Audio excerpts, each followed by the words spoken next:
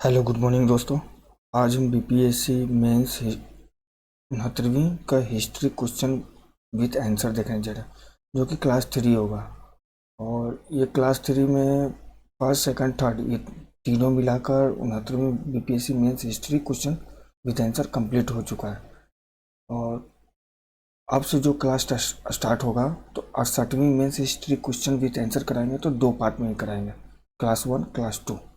तो प्लीज़ देखिए, एक बार रिवीजन कर लेते हैं क्वेश्चन 1 से क्या क्या था।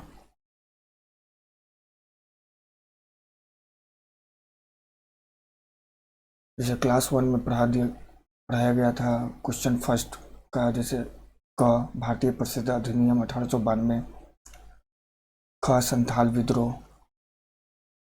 ग नहीं पढ़ाया गया था क्योंकि ये आगे के क्वेश्चन में क्वेश्चन नंबर 2 में दिया गया था, चंपारण सत्याग्रह। घ मौर्य काल की कला और वास्तुकला पढ़ा दिया गया। फिर प्राचीन काल में पूर्वी भारत के गुफा चित्र भी हो गया, क्लास 1 में ये सब हुआ। क्लास 2 में प्राचीन काल से बिहार शिक्षा और अध्यात्म का केंद्र रहा, इसकी विस्तृत व्याख्या कीजिए। ये क्लास 2 में हो गया। क्लास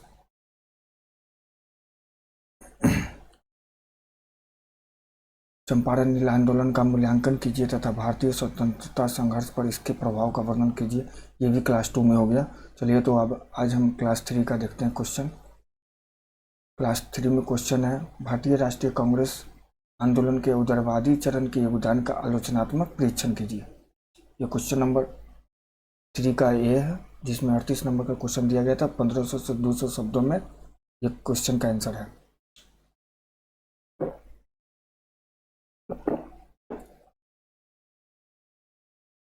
तो उत्तर देखते हैं की टू आंसर। ये आप पढ़ लीजिएगा कि इसमें क्या क्या की में दिया हुआ है, क्या क्या हम अपने शब्दों में लिख सकते हैं।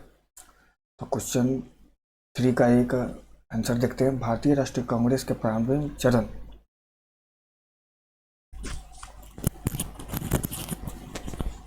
1885 से 1905 को उग्रवादी चरण, नरमपंथी अथवा राष्ट्रवाद का शिशव काल के नाम से भी जाना जाता है, क्योंकि इस चरण में आंदोलन का नेतृत्व मुख्यतः उग्रवादी नेताओं के हाथों में रहा। इसमें दादा भाई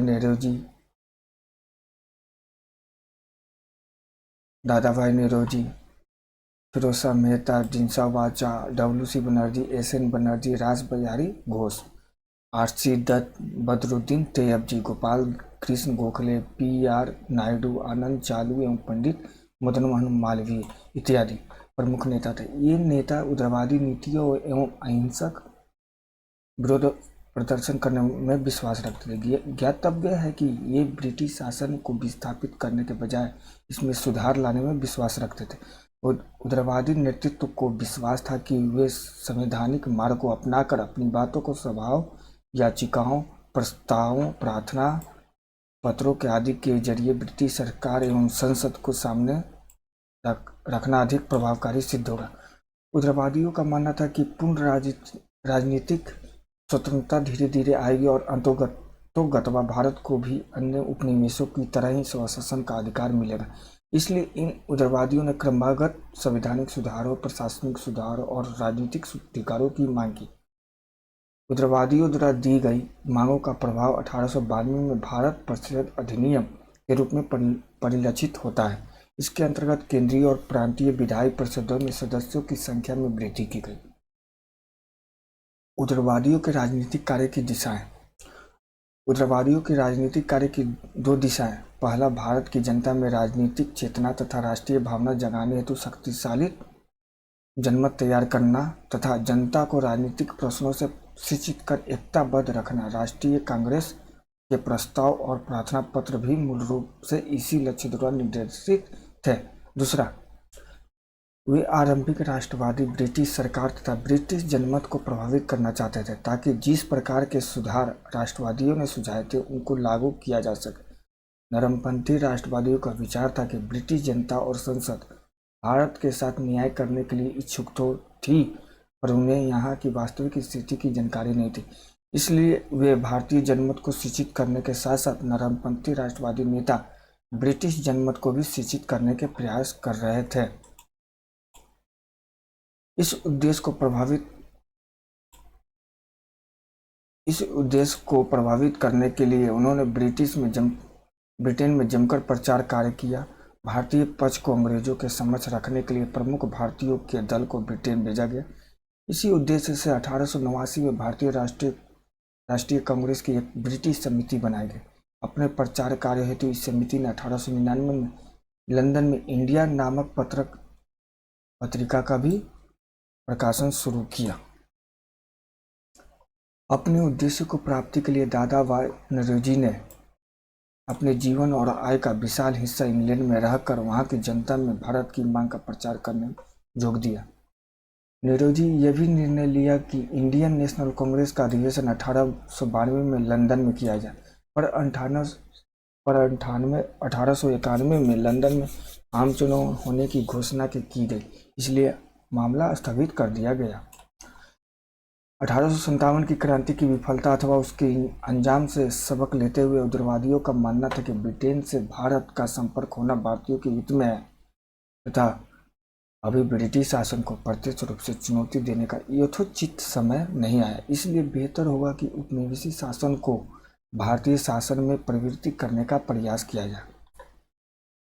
ब्रिटिश साम्राज्यवाद की आर्थिक नीतियों का विरोध। ब्रिटिश साम्राज्यवाद का आर्थिक नीतियों का विरोध।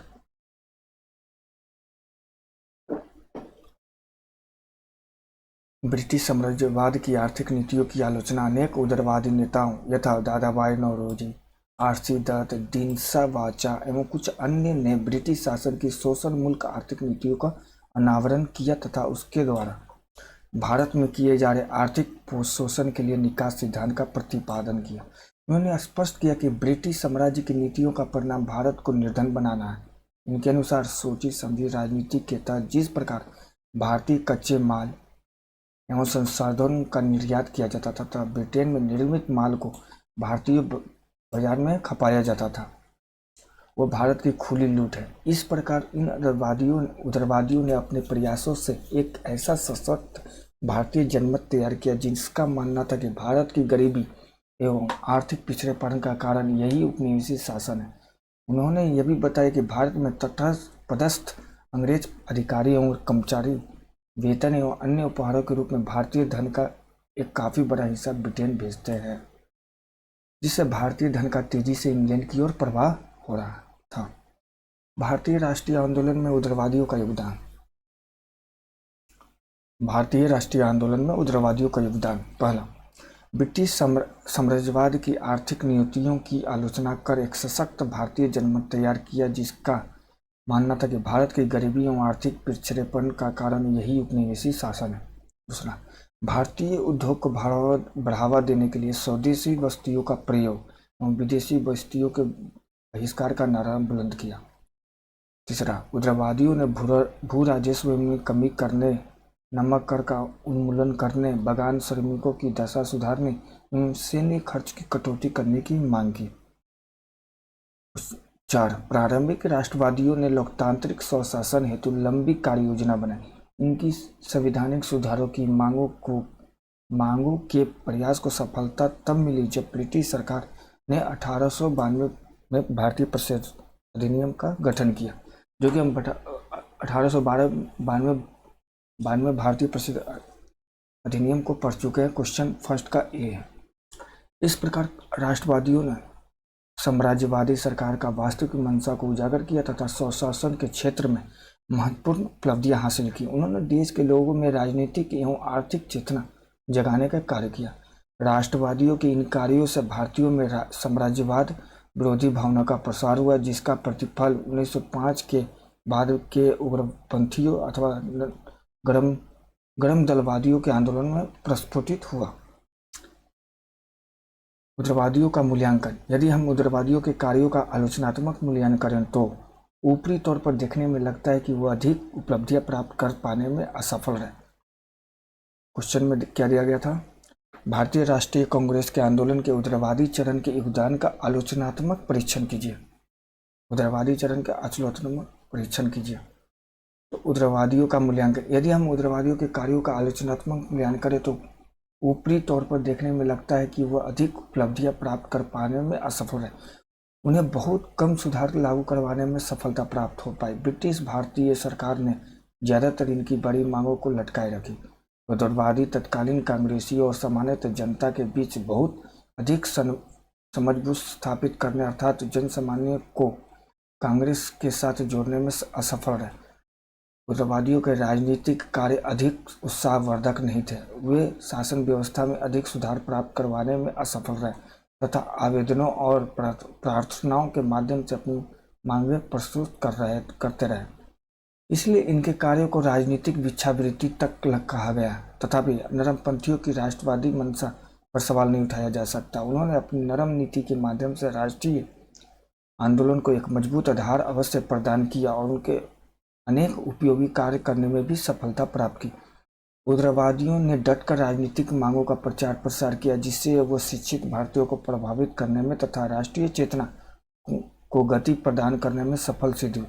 इन्हीं के प्रयासों से 1886 में एक लोक सेवा आयोग पब्लिक सर्विस कमीशन गठित हुआ तथा भारतीयों की भागीदारी वाला 1892 में भारतीय परिषदों का अधिनियम पारित हुआ। कुल मिलाकर उग्रवादियों ने महज 20 साल के कांग्रेस के सेवा काल में भारतीय स्वतंत्रता संग्राम की नींव रखी। उन्होंने देशवासियों को अपनी अधिकारियों के लिए लड़ना सिखाया। इसके परिणाम स्वरूप बाद में कांग्रेस ने उग्रवादी नीतियों में परिवर्तन कर औपनिवेशिक राज्य की जगह स्वराज और स्वाधीनता को अपना लक्ष्य घोषित किया।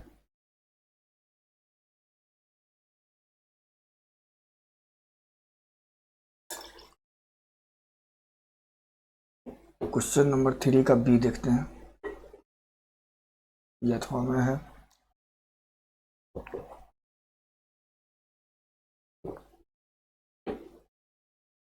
बिहार में आधुनिक शिक्षा के विकास और उसके प्रभाव को रेखांकित कीजिए। की टू आंसर।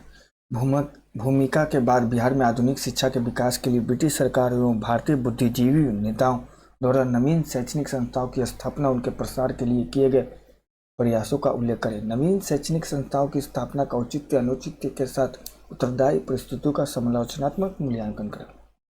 अब इसका उत्तर देखते हैं क्वेश्चन 3 का भी।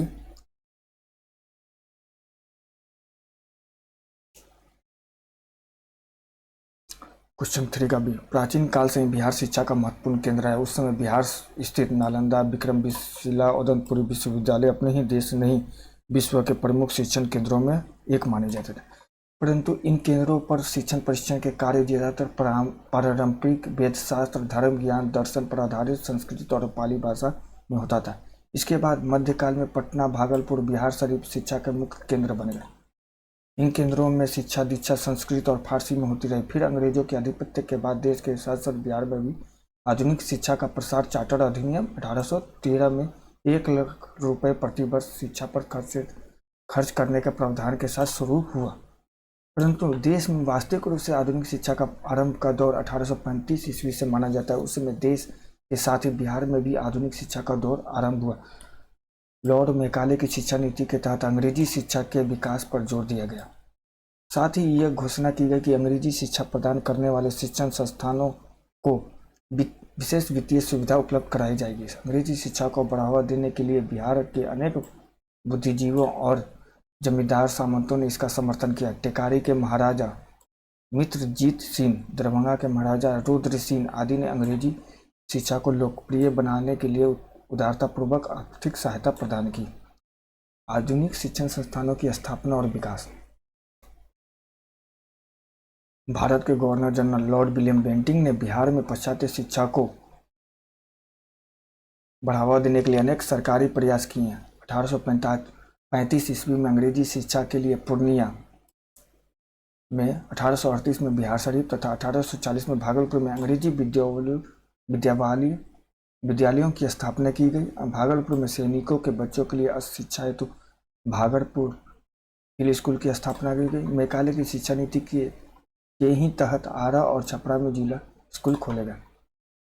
प्रारंभ में पाश्चात्य शिक्षा को लेकर बिहार वासियों में अनेक रूढ़ियां और भ्रांतियां थी, जिसके कारण इसका लाभ केवल बंगालियों ने उठाया। 1861 ईस्वी में बंगाल के शिक्षा निदेशक W.S. एटकिंसन ने बिहार के शैक्षिक पिछड़ेपन की समीक्षा की और कहा कि बिहारियों ने अज्ञानता रूढ़िवादी दृष्टिकोण के कारण अपने को आधुनिक शिक्षा से दूर रखा, जिससे वे सरकारी सेवा में भर्ती से वंचित रह गए।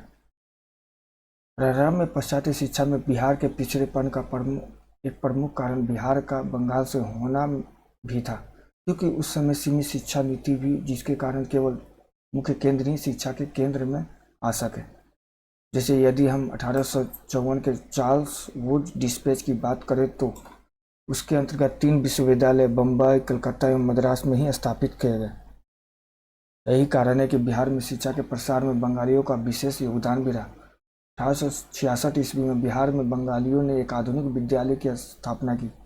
न्यायाधीश गिरीश चंद्र घोष ने पटना में एक बालिका विद्यालय की स्थापना की, लेकिन यह सब बिहार की रूढ़िवादिता और पिछड़ेपन को दूर करने के लिए नाकाफी था।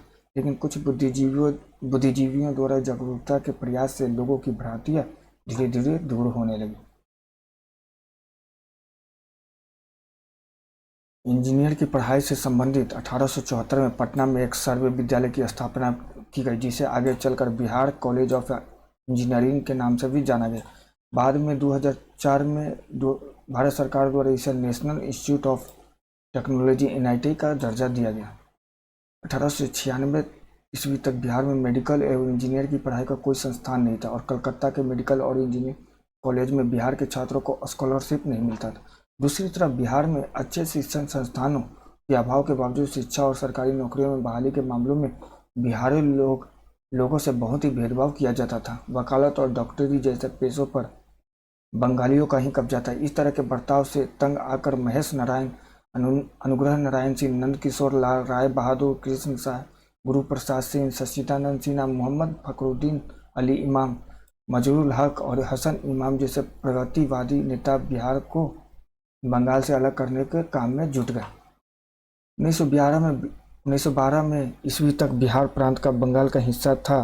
बंगाली पढ़े लिखे और रोजगारोन्मुखी थे, जबकि बिहारी शिक्षा में पिछड़े थे।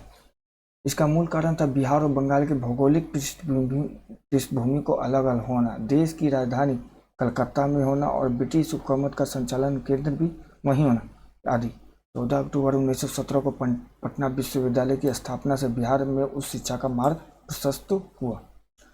1921 ईस्वी में बिहार विधानसभा परिषद द्वारा एक प्रस्ताव पारित कर आयुर्वेदिक शिक्षा प्रणाली प्रारंभ की। 1925 ईस्वी में Prince of Wales medical college की स्थापना की गई, जो बाद में पटना मेडिकल कॉलेज के नाम से भी जाना गया।